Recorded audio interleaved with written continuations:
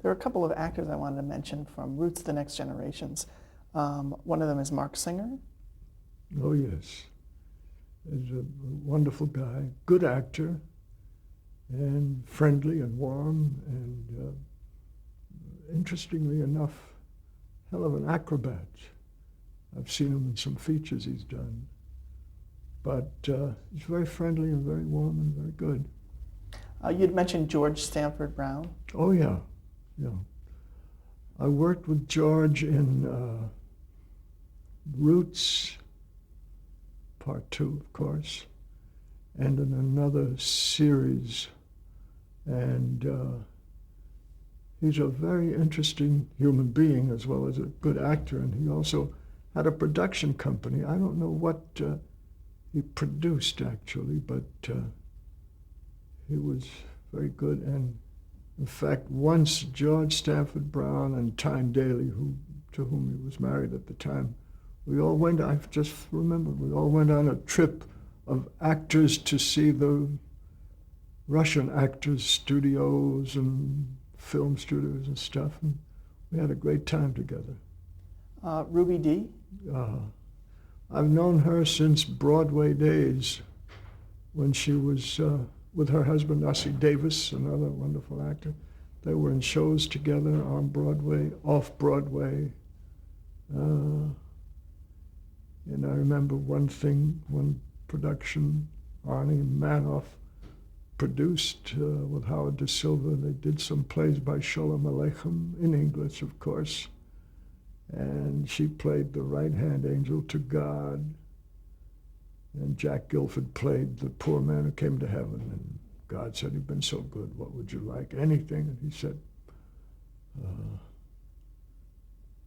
"I'd like a bit of bread and butter." But Ruby was a wonderful actress and she's still around. I just saw her name somewhere. She's a wonderful actress. In terms of the concept itself, and were you sensitive to the Black experience? I mean, how were you able to direct these shows? That's interesting because I grew up in Manhattan and was involved with actors of all colors, all nationalities from the beginning. And there was a group, the Harlem Actors Theater, where Harry Belafonte and Sidney Poitier and lots of other people, white and black, were involved putting on plays, and I was one of them. So from the very beginning, because of New York, Manhattan especially, I've been involved, or at least friendly with, all kinds of people, whatever. All right, I want to mention some of the shows you worked on in the 80s and 90s, and if you can just briefly tell me what you remember about them. First, a pilot called Dribble, which was produced and written by Linda Bloodworth. Oh, yeah, that was a basketball pilot about a romance between a boy and a girl, and he was on a basketball team, which is whence the name Dribble, you know. And that was a fun show, but it unfortunately didn't sell. My Palikari. Oh, yeah, that's Telly Savalas. Palikari is a Greek word meaning more than just a wonderful little boy. They don't even know how to define it. It means palikarimu, as they say in Greek, is like a hero. But it's always applied to a youth, never to a grown-up hero, but a little boy, usually, is a palikarimu. And it was I had a great time because I've been a lover of things Greek from, I think, the age of 9, thanks to a school teacher who gave us stuff and a friend and all that. So we were able to go to Greece to shoot this thing, and I had a wonderful time. And Telly, of course, is Greek. And we visited where he grew up and where his mother grew up. And of course, he grew up in Astoria, outside of Manhattan. But his mother, we went where, and he had his son christened in the church where his mother had gone to church in Greece. It was very, the Greek Orthodox people, like some others, they christen their children by total immersion. And there's this 13-year-old boy who had never been baptized, and the poor kid was stripped down to his skivvies in front of all the actors and everybody, and they had to dip him into this huge cauldron of water. He was so embarrassed, but he was baptized. So Was that for the show or just? no, just because that's the family had come to visit, and that's where Telly's family had gone to church, so they decided we're going to baptize him here. What about Jennifer Slept Here with Ann Gillian? Oh, yeah, that was a short-lived series. It was fun. It was about a ghost, and she was wonderful. She's a fine actress and a lot of fun. And unfortunately, it didn't run very long. Amanda's with B. Arthur. Oh, yeah, that was a series with Jerry Stiller, who played the hotel keeper. It was based on a British sitcom. It was a fun show, but it didn't last too long either. Okay. The Four Seasons with Alan Alda. Yeah, that was a series he conceived of, and it was a very interesting idea. He had done a feature, The Four Seasons, and this was kind of supposedly a spin-off, but it didn't go. Do you remember what you did for that? Was it 1 or 2 episodes? I think 2 episodes, I think. Mm-hmm. Not too sure. And he was also in the show? He was exec producer, and he was in it, too, and his daughters were in it. Murder, She Wrote? Yeah, I only did 1 episode of that. I know that had some big guest stars, Eddie Bracken and Martha Ray. Yeah, right. Was it fun to work with them? Oh, sure. They were great. I love old vaudeville. I was weaned in old vaudeville, so we got along just fine. And Angela Lansbury? I had an odd occurrence with her. She once asked me, what should I do in this scene? And I had such respect. I was in such awe of her as an actress, having seen her on Broadway and here and there. And I thought she was joking. So I responded with some kind of a joke line. And I found out later that she thought I was kissing her off. Oh, And she didn't like me for that reason.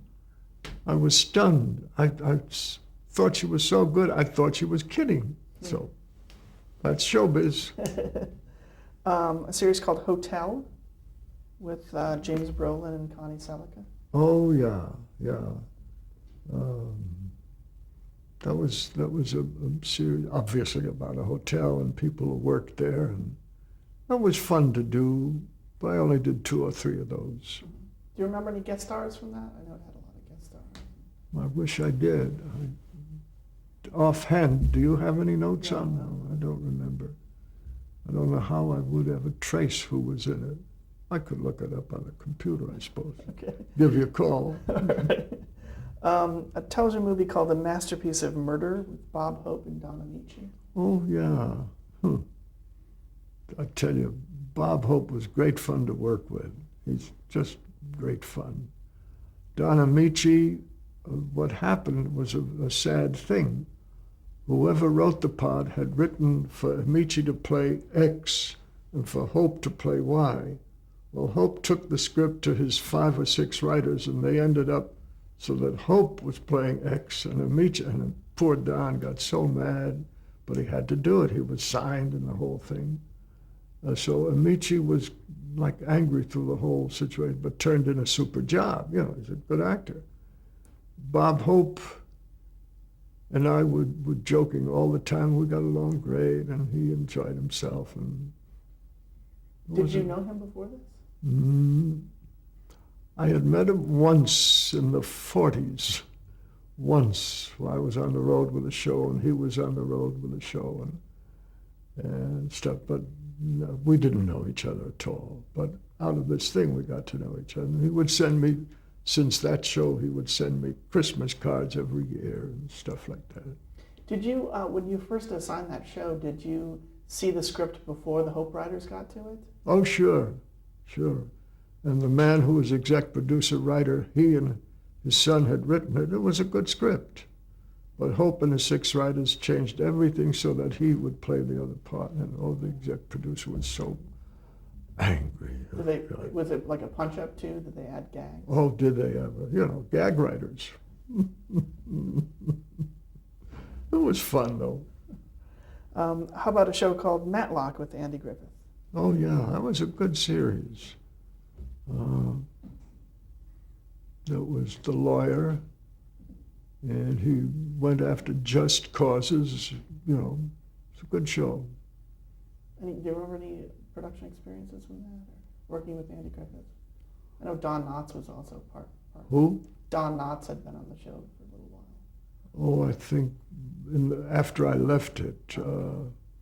No, I had a run-in with Andy about certain delays and stuff like that, but we ended up not liking each other. Oh, okay.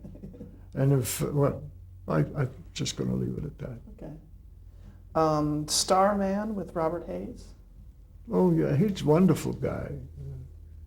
I haven't seen him since, but he was very good and enthusiastic and a good actor. There was a children's show called Square One. Within Square One, and that's what that big Emmy is for, there's another show within it called, don't blow my brains out. It's on the base of that. MathNet? MathNet. That was a wonderful conception. The two writers were just terrific. It was based on, the name is kind of a spoof of Dragnet. And it's MathNet, by which they meant, and it's followed that way through the series. Two detectives who are not detectives really. They are school teachers, if you will, and they're out to solve puzzles with the help of always a student. And it was for young kids, and it was just great, because what the writers did, every 5 episodes, like 20 minutes a day or something for 5 days, coming to a week, within Square One, they would have a spoof that was the base of what that show was about for them. Sometimes Maltese Falcon was the spoof, and they would, instead of the, was it a diamond falcon, what was the Maltese Falcon? Under the black, it was gold, I think. Well, they created an ice Maltese Falcon with a ruby, and they did such wonderful, fun things on MathNet. That's what MathNet was all about. Do you remember winning the Emmy, or were you there to win it? Well, I went to accept it, yeah. It was the daytime Emmys, and I was there, and I remember foolishly getting up and saying, I made it. You worked on the Father Dowling Mysteries with Tom Bosley and Tracy Nelson. That was fun. Bosley played a priest and Tracy played the nun, and they would solve crimes. And well-written stuff, and it was fun to watch how this practicing priest and practicing nun, you know, practicing the faith, would really go out and solve crimes. It was a lot of fun. I have some summing up questions. Can you tell me what in your career is your proudest achievement?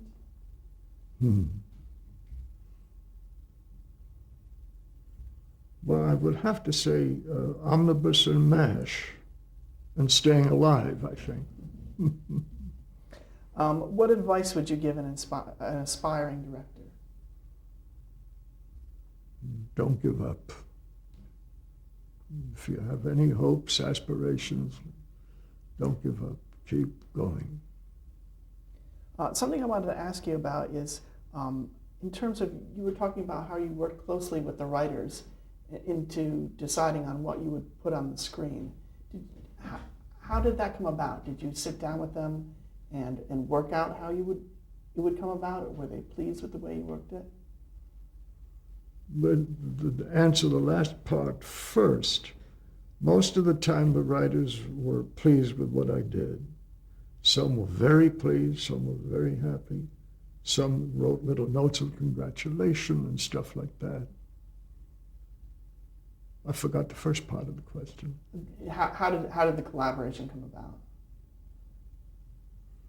Well, I guess the exec producer would put me together with the writers, something like that, usually.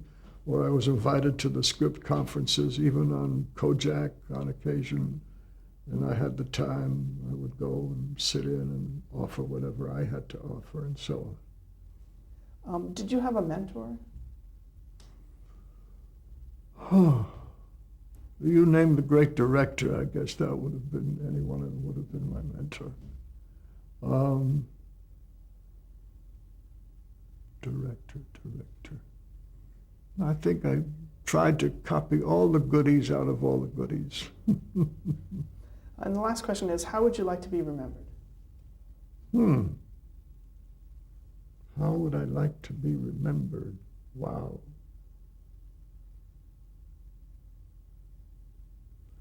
I think as a guy who did his best to tell a good story and not to hurt people on the way. That's great. Okay, that's all I have for the Archive of American Television. Thank you very much. Well, you're very welcome. You ask me questions or? No, you just describe, okay, he's rolling. What is in this picture? Well, this was taken at a big theater like the music hall. It was called the Roxy, and it was on 50th Street and 7th Avenue, I think, and the music hall is 50th and 6th. Anyhow, they would have 4 movies a day and 4 stage shows a day, and they would get headliners. Grace Moore, a Metropolitan Opera star and a star of movies, had an engagement, and we were hired. We were called the Ben Yost Singers. I'm the second one from the right, and we would back up her songs with whatever she and her arrangers had written. And she was a much hated person. Snob. Thank you. There was one thing I didn't tell you, which I don't know if I should, but she was so hated that on closing nights, like 14 nights, 14 days of all this stuff, on the closing night, when she was singing her theme song, which was, "What'll I do when I am all alone and you are gone, what'll I do?" The trumpeter in the pit, we all hated her, but he stood up on the closing night, close to midnight, closing show. He stood up and he yelled, "Go yourself." And the audience, we broke up, the orchestra broke up, and she stalked off stage without finishing the performance. Okay.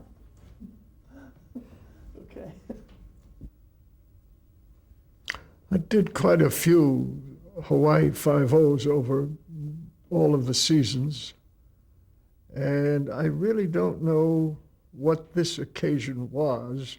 We were obviously working, and I was there with Jack for telling him something or other, and he signed this for me later on, and I don't know what he meant. "Are you sure you got started this way?" I don't know what that meant, but he was trying to be funny, and there we are. What is that piece of equipment you have on? Oh, that's the old walkie-talkie. It's a Motorola, and you can see the strap coiled up going to the microphone under my lapel. And that's how I communicated with the rest of the crew and stuff like that, long before these wonderful tiny little things. That was like 71 or 1972, something like that. Okay.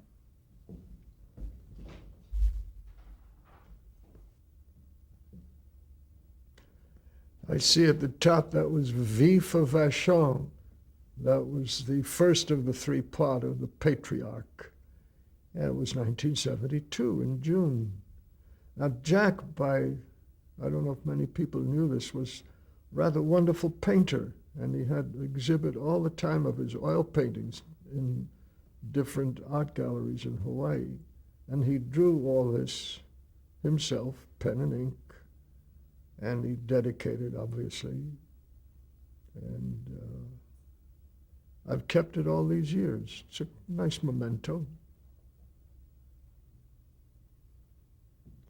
I don't know what this was about, except my hair was longer and I think I had a small beard. Ed, Alan, and I were joking about something at the time. And that's about all I remember. Pop.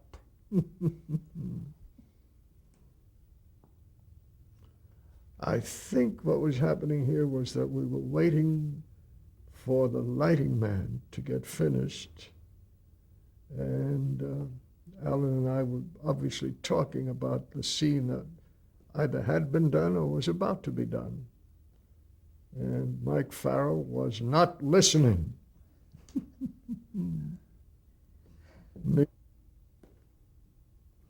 Harry Morgan obviously has just told one of his great jokes.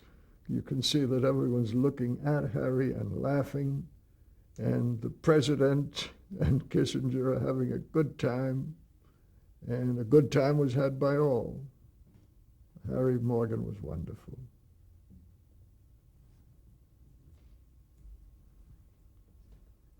What? Oh, okay. The one right next to Harry, of course, is President Ford. Agnes DeMille, the lady in red, is that famous choreographer, and she was an old friend of mine by this time because I had done quite a few shows with her for Omnibus in New York. She came to visit me, and I took her to visit the MASH set.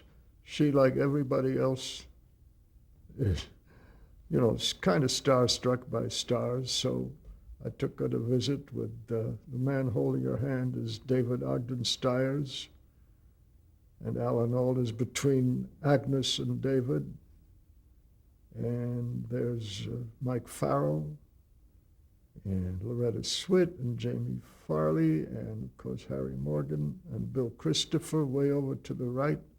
And that funny fellow with the beard way up on top, that's who. But Agnes was as starstruck as anybody, and they were by her, too.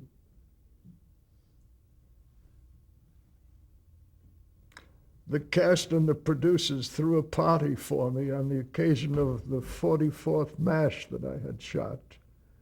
And on my right is Burt Metcalf, and on my left is Burt Metcalf. On my right is Alan and Loretta and so on. And they took two Army toilet bowls and put 2 bottles of champagne in and made the cake with a dedication on my 44th episode. And I think I'd done up to 51 by the time the series was over. And it was a grand time, the whole schmear. So that's that, I think. We were shooting Waiting for Godot for KCET, not KCET, but the TV channel, the equivalent thereof. It is KCET. No. We sought a place that would fit Waiting for Godot, desolate, and we found the desert way out. And it was so hot and so windy that the audio was just awful, but the actors in the middle of all the sandstorms held up wonderfully. Dana Elcar, Ralph Waite, and Bruce French. Dana's the man in the left. Ralph Waite is sitting down, and Bruce is standing up behind Ralph Waite. Wonderful people, good actors, good production, a lot of sand. The Gathering Part 2 was a very good hour-and-a-half special, we used to call them, I suppose, starring, as it says, Maureen Stapleton, Ephraim Zimbalist Jr., Bruce Davison again, Jameson Parker, Larry Pressman, and Joel Rogerson was the producer, and Renee and Harry Longstreet were the writers. And it was a very good production. We shot it back east in Maine, near Newport, Maine, and they were wonderful. It was a good show. That's my wonderful wife, Mary Lou. And you know who the guy is on the left, and that was shortly after we met, about 9 years ago. And she's still wonderful. I'm still bald.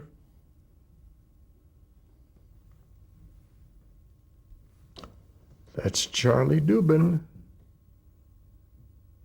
I don't know what else to say.